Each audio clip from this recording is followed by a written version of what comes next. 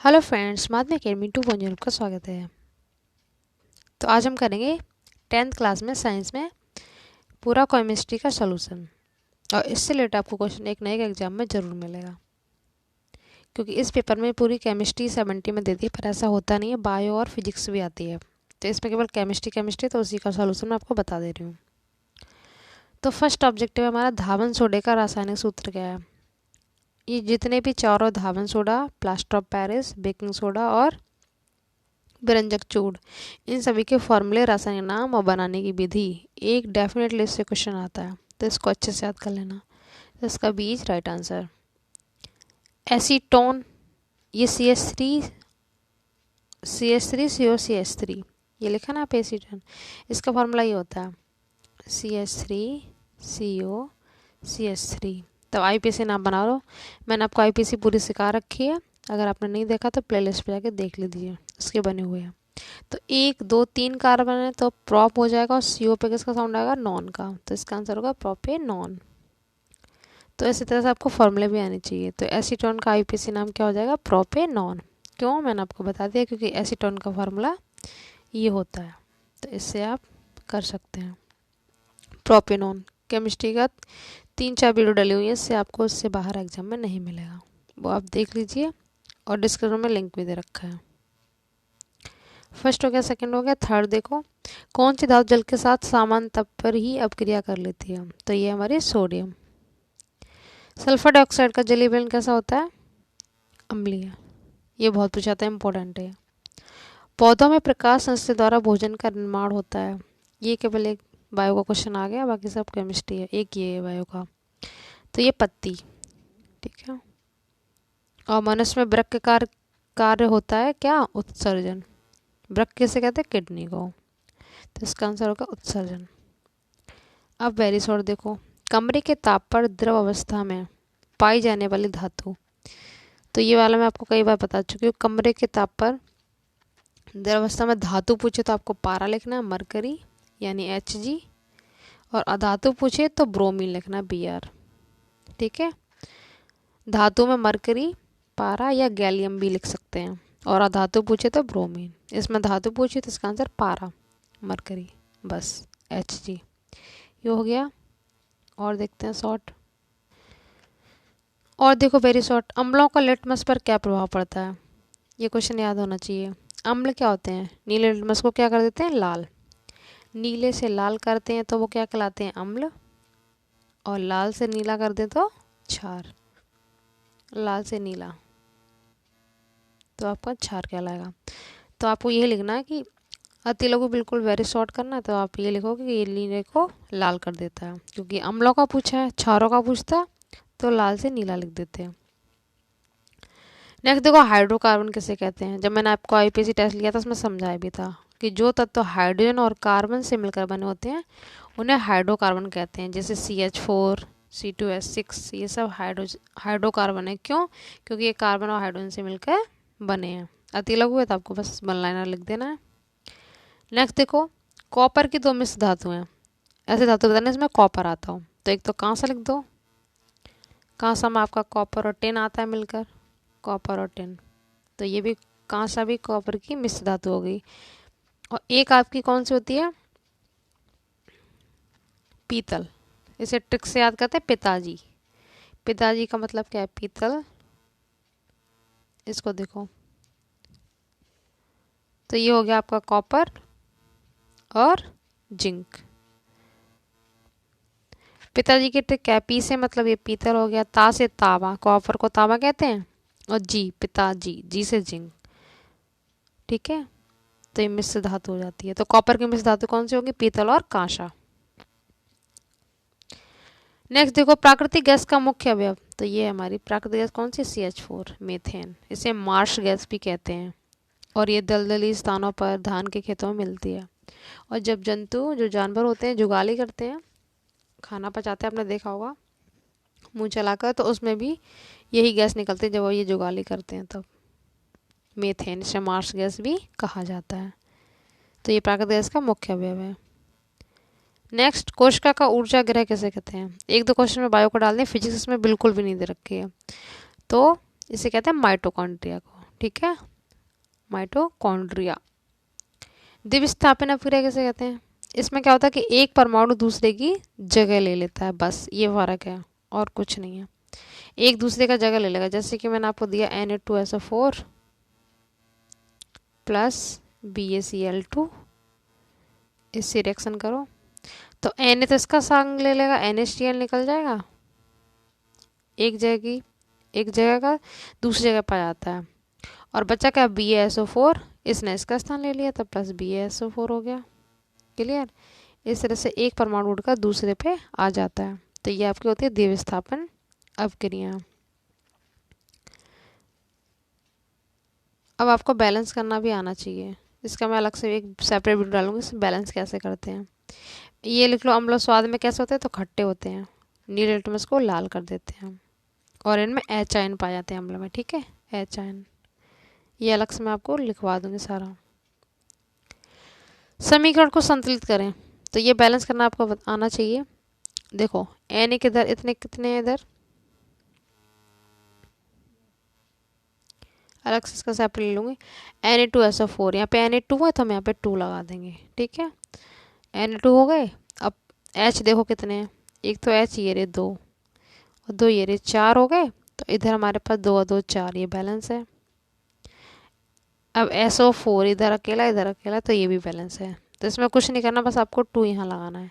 जो भी लगाना आगे लगाएंगे, इस साइड नहीं, जैसे H2O 2 कर दो, ये गलत हो जाएगा, आपको आगे ही लेना है।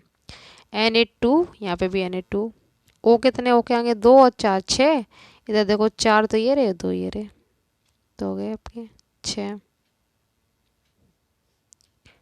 H कितने 4, तभी ये बैलेंस ऑन नहीं है, यहाँ पे 2 और लगेगा, ये आएगा आपका 2H2। तो आपके 2 2 जा 4, H4 हो जाएंगे यहाँ पे, और यहाँ पे भी 4 ही है, ठीक है। अब वो भी बैलेंस हो गया आपका। इसका अलग से वीडियो लूँगी तो आपको अच्छे से आ जाएगा। इसमें इस तरह से देखो, बी एक है, इधर भी एक है, Cl यहाँ पे 2 है, यहाँ पे एक ही है, तो यहाँ पे ऐसा क्या करोगे 2 हो जाए, तो कुछ नहीं, जो HCl लिखा हुआ है इसके आगे यहाँ पे 2 लगा दो, बस हो गया बैलेंस। SO4 एक है, एक ही है यहाँ पे, बस इधर 2 लगाना है, ये हो गया। ऊष्मा क्षेपीय शोषी अभिक्रिया क्या होती हैं? ऊष्मा शोषी वो होती है जिसमें ऊष्मा का शोषण होता है, ठीक है, और ऊष्मा छिपी वे अभिक्रिया होती है जिनमें ऊष्मा मुक्त होती है। बस ये इस तरह से कर लेते हैं। जैसे मीथेन है, मीथेन का ऑक्सीजन से क्रिया कराएंगे तो एक तो CO2 बनता है प्लस H2O बनेगा। बैलेंस करने के लिए वही H 4 है तो यहाँ पे 2 है, तो यहाँ पे 2 कर दो, ये बैलेंस हो गया। O 2 है, प्लस ऊष्मा निकलेगी, प्लस हीट, तो ऊष्मा निकल रही तो कौन सी हो गई? क्षेपी हो गई, जिसमें ऊष्मा का शोषण होता है वो शोषी होती है। आगे अगर मैं यहाँ पे ऐसे लिख दूँ, यहाँ पे प्लस ऊष्मा, फिर ये करा दूँ तो आपकी बन जाएगी ये शोषी। इससे भी वही बन जाएगा H2O। ये सेपरेट पहला चैप्टर में पूरे नोट्स करवाऊंगी तब आ जाएगा। किडबन क्या होता है? इस चीनी का 2 भागों में तोड़ दो। चीनी का फार्मूला क्या होता है? C12H22O11। इसको तोड़ो तो ये ग्लूकोज और फ्रक्टोज में टूट जाएगा, C6H12O6 प्लस C6H12O6, ये हो गया किडबन, ठीक है। और सबसे मीठी शर्करा कौन सी होती है? फ्रक्टोज ही होती है। उसके बाद धामन सोडा का उपयोग वही कपड़े धोने में और प्रयोगशाला में अभिकर्मक के रूप में। ये एक उपयोग ऐसा जो आपको चारों में लिख सकते हो, धामन सोडा हो, चाहे बेकिंग सोडा हो, चाहे प्लास्टर ऑफ पेरिस हो, प्रयोगशाला में अभिकर्मक के रूप में। उसके बाद IUPAC मैंने आपको इससे बोल दिया कि 3-4 वीडियो डले हुए हैं उसके, तो वो देख लीजिए, उससे बाहर आपको नहीं मिलेगा। समझ लो 1 2 3 4 5 है और डबल बॉन्ड है, यहाँ पे ट्रिपल है, मिसप्रिंट हो रहा है, ट्रिपल है, तो 5 पे पेंटाइन हो जाएगा। मैं आपको शॉर्ट में बता दे रही हूँ, मैं आपको समझा चुकी। इसमें देखो कार्बन कितने 1 2 3 4 5 हैं और CO पे नॉन आता है तो पेंटेनॉन। इसका देखो COOH पे नॉइक आता है, तो 1 2 3, तो 3 पे प्रॉप आता है, प्रोपेनॉइक अम्ल। अगर आपको सीखने तो आप पहले वो वीडियो देखो, फिर उसके बाद ये करके देखना, आ जाएगा। CH3COC3, ये भी आपका मैंने जस्ट बताया था एसीटोन का, तो इसका नाम क्या होगा, प्रोपेनॉन। तो इस तरह से IUPAC हो जाएगी। फिर संतृप्त और असंतृप्त क्या होते हैं, ये देखो, ये भी खूब पूछा था, ये भी IUPAC के चैप्टर में मैंने आपको करवा रखा है। संतृप्त बोलते हैं इसमें एकल बंध आती है, और असंतृप्त बोलते हैं इसमें डबल और ट्रिपल बॉन्ड आती है। ठीक है, अगर एल्केन बोला तो वो संतृप्त हो गया, और एल्कीन और एल्काइन तो क्या हो गया, असंतृप्त। ये कम क्रियाशील होते हैं, ये अधिक क्रियाशील होते हैं, इस तरह से लिख देना है।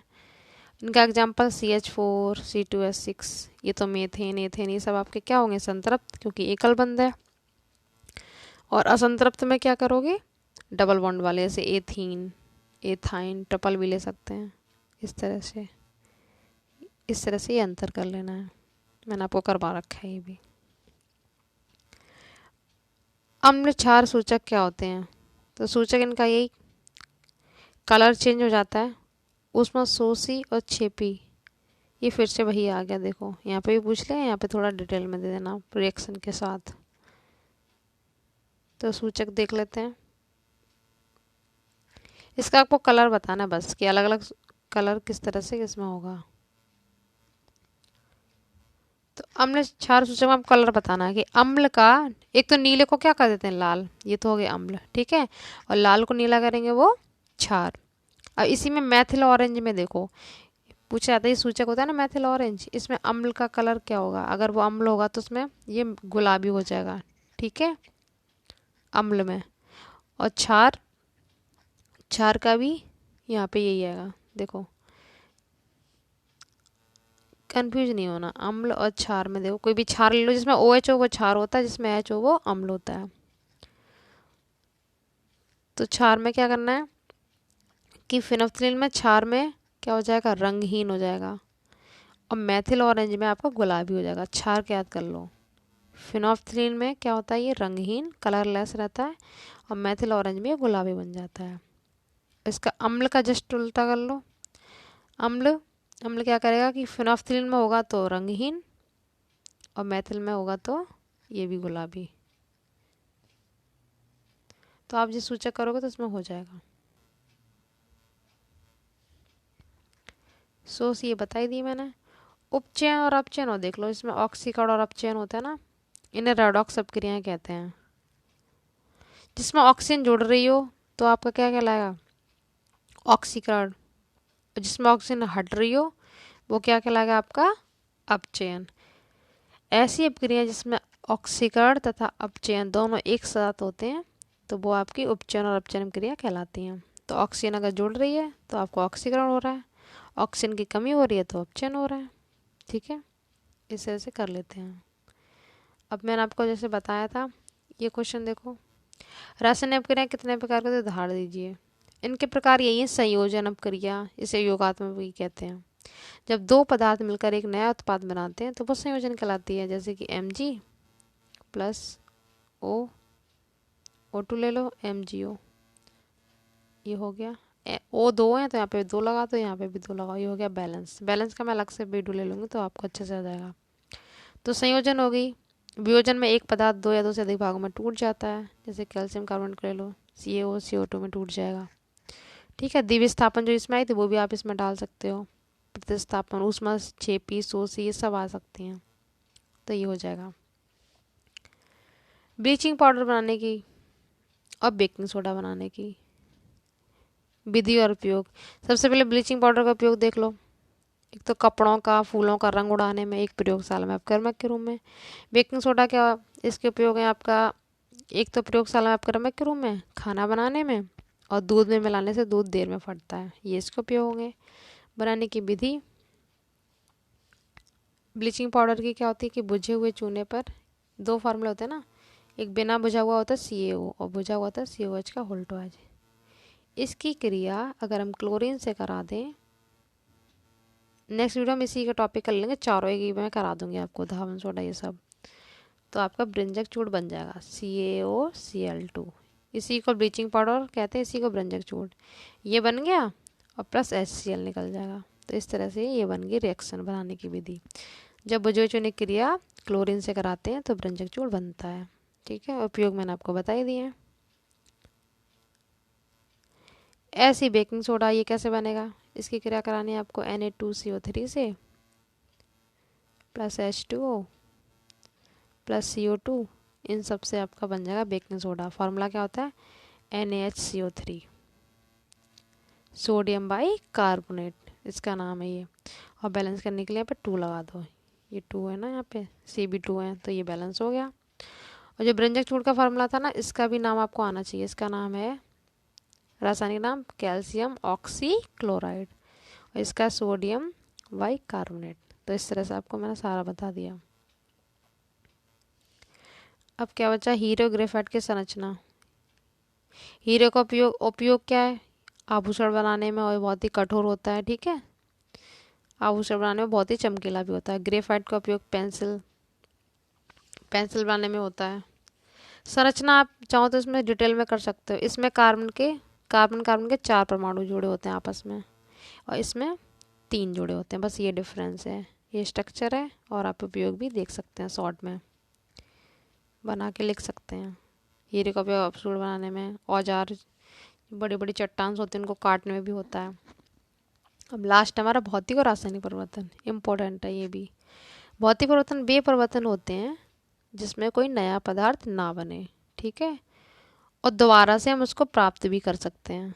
इसमें कोई नया पदार्थ नहीं बनता है, और दोबारा भी इसको प्राप्त कर सकते हैं। जैसे पानी का बर्फ में बनना, भौतिक परिवर्तन है, कोई भी इसकी फिजिकल स्टेट तो चेंज हुई नहीं है, और हम दोबारा से पानी से बर्फ बना सकते हैं, ठीक है। तो इसमें कोई नया पदार्थ तो बना नहीं है, तो कौन सा परिवर्तन हो गया, भौतिक। बल्ब का जलना, लाइट ऑन की तो बल्ब जल गया, और ऑफ कर देंगे तो बंद हो जाए, तो फिर से वही पोजीशन आ जाएगी ना बल्ब की, बंद वाली। तो दोबारा से ये चीज़ हमें मिल गई ना, और कोई नया पदार्थ नहीं बना, तो ये भी आपका भौतिक परिवर्तन हो गया। तो ध्यान रखना, कोई इसमें नया पदार्थ नहीं बनता, और वो चीज़ हम फिर से प्राप्त कर सकते हैं। तो ये होते हैं भौतिक परिवर्तन। एक क्वेश्चन बहुत पूछा था, मोमबत्ती का जलना कौन सा परिवर्तन है। मोमबत्ती के जलने में 2 परिवर्तन होते हैं, दोनों भौतिक भी रासायनिक। क्वेश्चन को आप देखना है क्या होता है कि मोमबत्ती का जलना अगर पूछे, ठीक है, जलना पूछे तो मतलब उसके अंदर जो धागा होता है वो जलता है, तो आपका क्या होगा, रासायनिक परिवर्तन होगा। और अगर पिघलना पूछे, मोमबत्ती का पिघलना, तो आपका होगा भौतिक, ठीक है। और ऑप्शन में पूछे कि दोनों होते हैं, तो आप दोनों पे टिक करेंगे। मोमबत्ती का जलना पूछे तो रासायनिक परिवर्तन है, और पिघलना पूछे तो भौतिक, क्योंकि पिघल के द्वारा से फिर से वो मोम मिल जाएगा। पर होते दोनों परिवर्तन है, ऑप्शन में दोनों आए तो आप दोनों पे टिक करेंगे। आई होप आपको भौतिक समझ में आ गया होगा। अब देखो रासायनिक परिवर्तन, इसका जस्ट अपोजिट कर दो। ऐसे परिवर्तन जिसमें कोई भी नया पदार्थ नहीं बनता, सॉरी, इसमें नया पदार्थ बनता है, इसमें नहीं बनता था। इसमें नया पदार्थ बनेगा, और वो चीज़ हमें दोबारा प्राप्त नहीं होगी, ठीक है। तो ऐसे परिवर्तन आपके रासायनिक परिवर्तन कहलाते हैं। इनमें एक नया पदार्थ मिलता है, जैसे दूध से दही बनना। दूध से दही हमें नया मिला, और दही से दोबारा दूध मिल जाएगा क्या, नहीं मिलेगा ना। तो इस तरह से रासायनिक परिवर्तन हो गया। भोजन का पकना, चावल का पकना ले लो, चलो आप, चावल पकने के बाद दोबारा से कच्ची वाली फॉर्म तो नहीं आएगी ना, तो चावल का पकना ये भी आपका भौतिक परिवर्तन है। और भोजन का पाचन होना, जो हम खाना खाते हैं पचने के बाद भी वो चेंज हो जाता है, तो ये भी आपका एक केमिकल रिएक्शन है। और ये फिजिकल वाला याद रखना, कोई भी न्यू फॉर्म मतलब सब्सटेंस नहीं मिलता है, नया पदार्थ इसमें मिलता है, ठीक है। फलों का पकना, ये भी आपका केमिकल चेंज है। तो आई होप आपको अच्छे से आ गया होगा जितने भी केमिस्ट्री क्वेश्चन थे। ये इंपॉर्टेंट क्वेश्चन है, सभी कोई ना कोई आपका एग्जाम में मिल जाएगा ज़रूर। और आईपीसी तो बहुत ही इंपॉर्टेंट है, जो कई बार पूछी गई है। इसके वीडियो मैंने डाल रखे हैं, आप कर लेना। बाकी ये संतुलित करना, ब्लीचिंग पाउडर, ये उपचयन वाला, ये अलग से मैं टॉपिक ले लूँगी। और आप, इससे पहले मैंने हिंदी का भी डाल रखा है और इंग्लिश का भी, तो वो भी आप देख सकते हैं। Thank you so much.